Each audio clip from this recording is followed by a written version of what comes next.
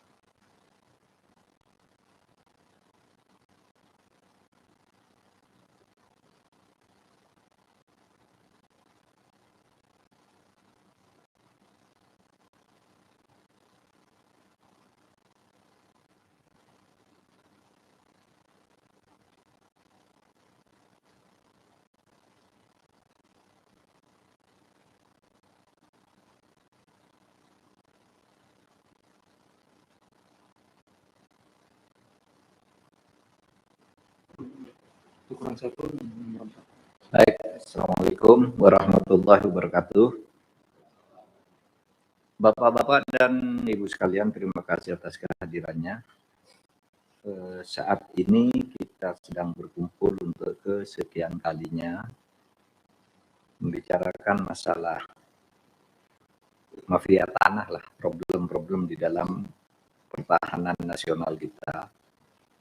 Karena banyak sekali masalah sehingga kita tidak cukup bertemu sekali, 2 kali, 3 kali karena sangat rumit. Hukum yang ada juga rumit kalau dilaksanakan apa adanya. Tapi kalau tidak diselesaikan secara hukum itu ya susah gitu. Sehingga saya berkesimpulan kenapa masalah tanah ini menjadi rumit.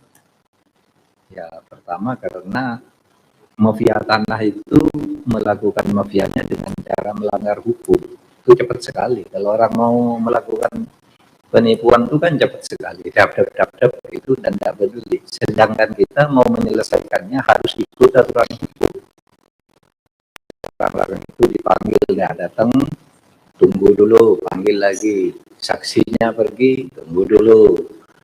Kantahnya udah pindah, kantor pertanahannya, kepala kantor pertanahannya sudah pindah, tunggu dulu, makin lama makin bertambah dan permainan terus terjadi di situ. Nah, kita mau menyelesaikannya dan hari ini kita bertemu pertama atas usul Mas Eros Jarot yang sekarang membentuk satu kelompok atau mengadakan penggalangan pembangunan opini dan gerakan untuk bukan sekedar opini untuk apa namanya ikut menyelesaikan masalah-masalah pertahanan yang sudah sangat parah ini. Sehingga di sini kalau menurut daftar saya yang dari tamu ini yang hadir ada Mas Bambang Harimurti, kemudian Pak Faisal Basri tidak datang ya. Tadi macet kali ya, tapi di sini confirm ini. Belum ada konfirmasi Pak Bambang Harimurti, oke. Pak Beto Suryadi, kemudian Pak Denny Indrayana, kemudian Bapak Suwidi Tono, kemudian Ibu Narti. Mana Bu Narti? Di sini ada hadir di sini. Mana Bu? Oh, di situ. Kemudian Ibu Yeni Sucipto. Oke. Bapak Lukas Suharto. Kemudian Bapak Franz Abah. Kemudian tokohnya ini Pak Eros Jarot dengan beberapa pengawal Tengku Murniansyah, oke, Cahyadi Nugroho, Pak Cahyadi Nugroho, Imam Saputra, oke, Mas Edwin, Pak Sutarman, kemudian Pak Amir Syah ini tidak hadir, Pak Anwar Abbas di sini tertulis hadir, beliau ada enggak dari PP Muhammadiyah? Mungkin macet. Oke, baik Pak, saya beri dulu gambarnya. Nanti yang akan menjelaskan dari Kementerian ATR BPN. Jadi ini serius Pak Eros ya, hadir pejabat-pejabat utamanya semuanya. Irjen Kementerian ATR BPN yang akan ini diwakili Inspektur Wilayah Irjen Kementerian ATR, tapi di sini ada Dirjen PSKP Kementerian ATR BPN. Ini kayaknya masalah sengketa pertahanan. Mana Pak Dirjen? Ya, Pak Dirjen PSKP. Kemudian Jaksa Agung Muda bidang intelijen Jamintel. Silakan, ini Pak Jamintel ada di sini. Ya, Anwar Abbas ini dari, ya beliau nih dari mana ya? Dari PP Muhammadiyah ya, dari iya, dari iya. Yang banyak mengatasi masalah-masalah pertanahan. Sudah ketiga kali saya kira ke sini ini masalah tanah. Jadi ada dari Jamintel Pak, ini tadi hadir sendiri Bapak Jaksa Agung Muda Bidang Intelijen. Kemudian Jampidum ini diwakili oleh Kasih Wilayah 2. Kemudian Pak Kabareskrim hadir sendiri, Pak Agus Sampidanto didampingi oleh Bapak Dirpidum, dan tentu dari Kemenko Polhukam ada banyak ya, dari Deputi 3, dari staf khusus dan sebagainya. Saya sampaikan dulu agar diskusi kita ini masalah-masalah tanah, tolong halaman 3 dari itu ya. Masalah tanah yang masuk ya, ini betul. Ini ada 11 modus tanah itu. Pertama, tanah masyarakat sudah bersertifikat atas tanah tetapi tidak dikuasai sehingga diserobot oleh pihak lain secara tanpa hak. Jadi banyak tanah itu ada nih sertifikatnya punya masyarakat, tapi karena tidak terus diserobot. Sekarang mau dipakai ternyata dipakai orang lain. Nah Yang kedua, tanah masyarakat dengan sertifikat hak atas tanah dikuasai oleh masyarakatnya, tetapi tidak punya bukti kepemilikan yang sah.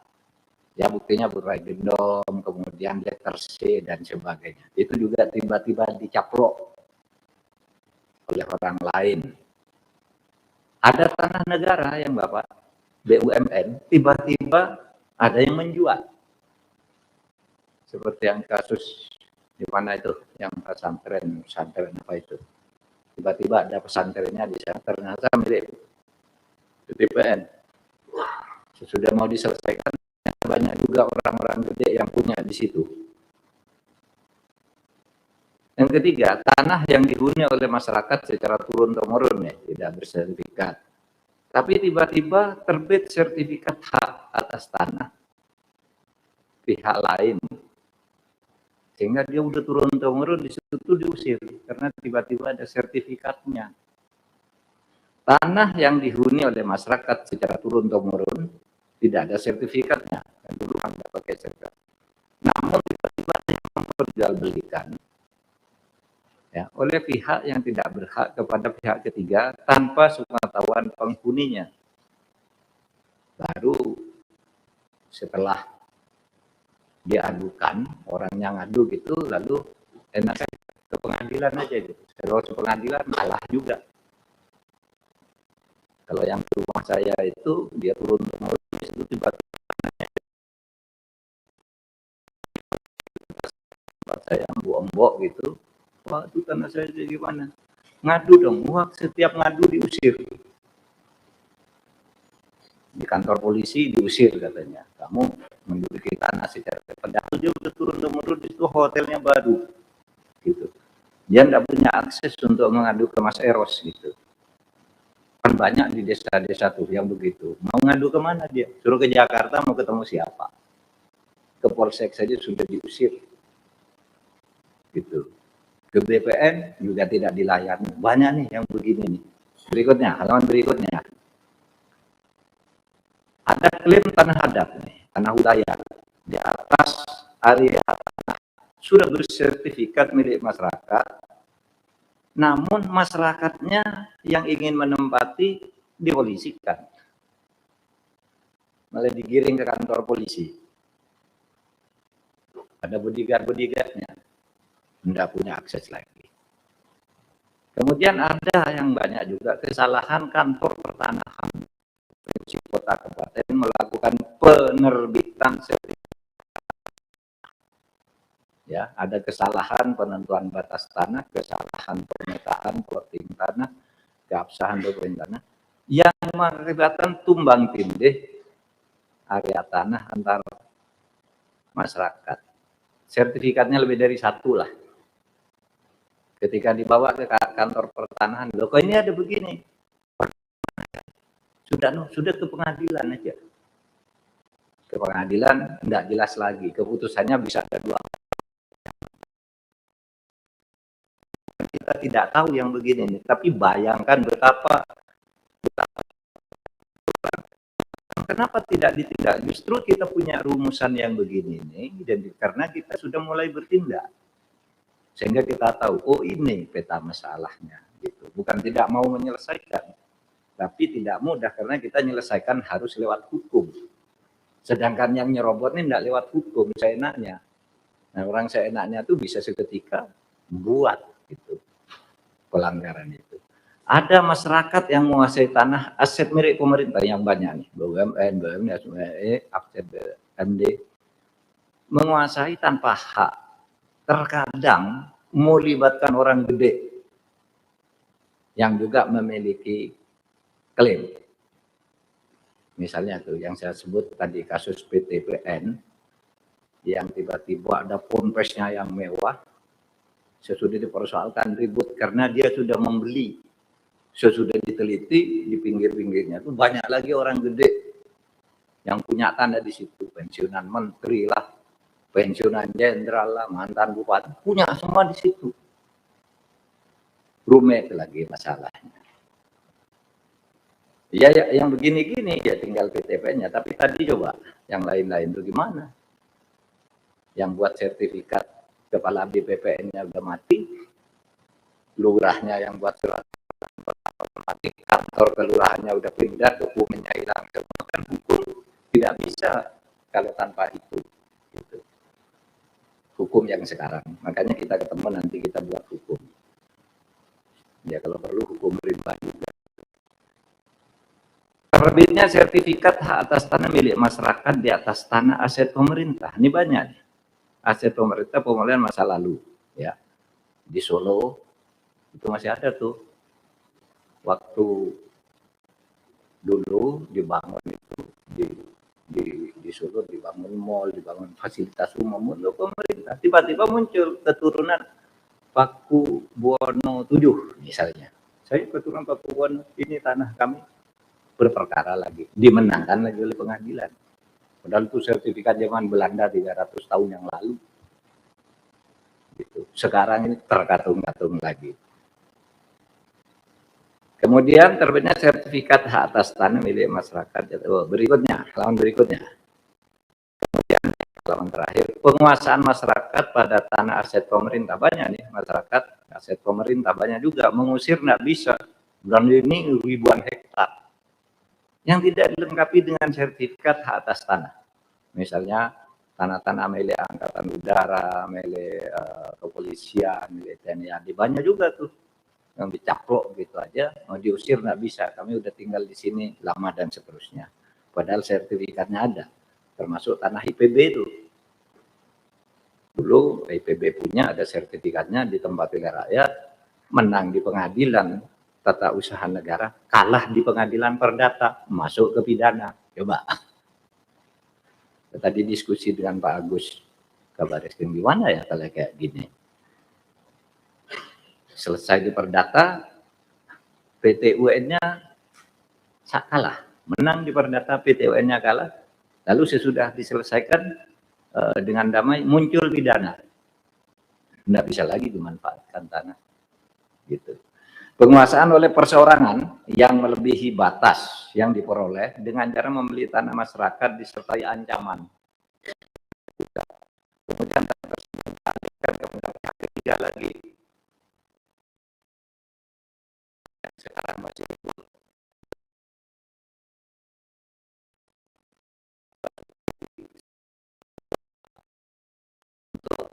ganti ruginya. Satu tanah ada yang sertifikatnya 3 jenis, sehingga ketika akan diklaim nggak bisa, akhirnya uangnya dititipkan pengadilan, bukan negara nggak mau bayar. Karena ketika akan dibayar yang mana, ada 3 yang minta. Ketika dibawa ke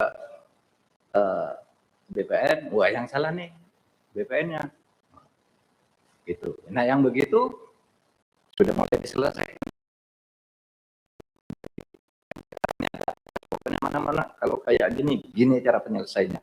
Kalau enggak, silakan ke pengadilan, tapi ini yang berlaku. Di KKP itu ke BPN sejak zaman Pak Joyo Winoto diberikan ke sekarang ini tanahmu.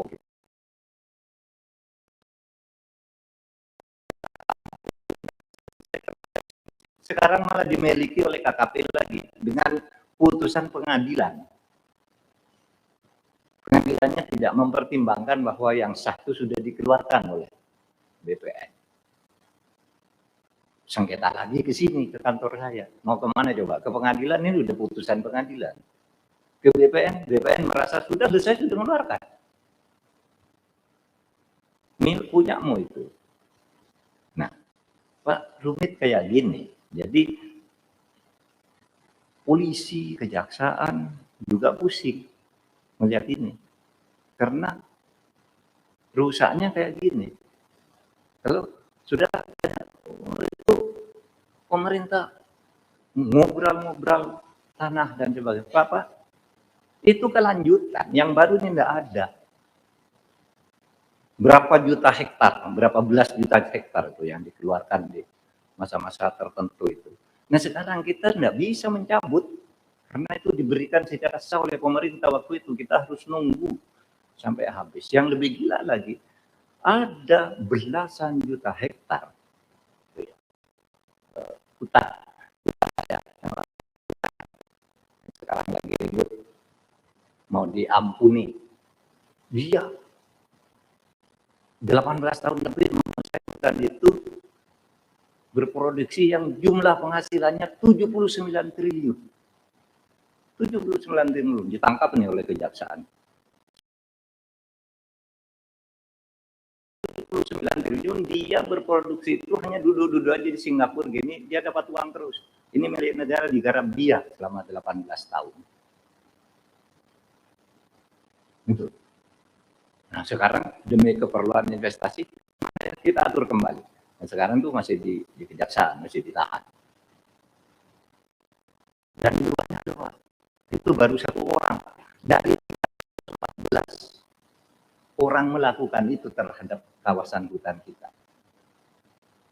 Mari nanti Bapak bilang, ayo kita selesaikan dengan cara apa nih? Kalau kayak gini gitu. Karena kalau cuma ngambil gitu aja malah nggak hukum lagi, digugat lagi, nggak ada selesainya. Kalau cuma ngambil kan gampang, kita punya polisi ambil, kawal. Tapi nanti muncul secara hukum harus prosesnya gini gitu. Nah itu sulitnya, sehingga kemarin udah beberapa kali rapat di sidang kabinet, ya kita mencoba mengintrodusir itu mungkin kita perlu pengadilan tanah yang hukum acaranya, eksekusinya, inkrahnya, dan sebagainya itu berbeda dengan hukum biasa. Mungkin itu pun nanti bisa digugat lagi oleh pengacara. Pengacara kan sering kali kalau ada gini, gini cara melawannya begini, sehingga orang tidak. Kan sering kali tuh pengacara cari perkara, tidak dapat perkara, bikin perkara dia. Ada. Dari mana? Ini saya diceritain Baharudin Lopa ketika saya jadi Menteri Kehakiman itu, sebelum itu Baharudin Lopa cerita. Mahfud katanya, di Indonesia ini banyak pengacara cari coba tuh. Penelitian saya di Sulawesi Selatan. Ada seorang suami istri tinggal sama ibunya. Lalu ini rukun, tiba-tiba ada pengacara, istrinya suruh menggugat mertuanya karena tanah itu harus diwariskan. Bertengkarlah anak sama ibu. Tadinya rukun-rukun jadi bertengkar. Karena apa? Pengacara mencari celah hukum, kamu tuh ahli waris.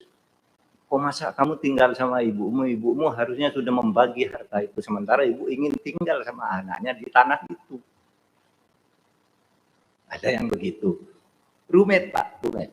Ya kalau kayak gitu-gitu, ya tidak terlalu sulit. Tapi kalau yang ini tadi gimana? Ini tanah udah berpindah ke seorang yang mengalihkan, lurahnya sudah mati, masih hidup, camatnya yang mati, camatnya masih hidup, berkasnya udah hilang karena kantor kecamatannya pindah, dan seterusnya gitu. Begitu banyak masalah tanah di negeri ini. Nah itulah pengantar dari saya, Bapak-bapak, para pejabat, nanti ya kita mendengar ini dulu nih, keluhan dari masyarakat, lalu kita mau apa. Mulai dari Mas Eros atau Pak Denny atau Pak Bambang atau siapa? Mas Eros.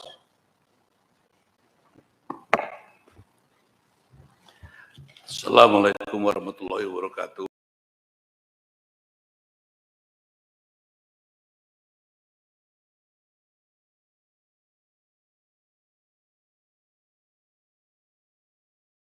Menjadi kontribusi dari mungkin ASN maupun non ASN ya, ini saya kira ini menjadi salah satu hal yang perlu kita acknowledge.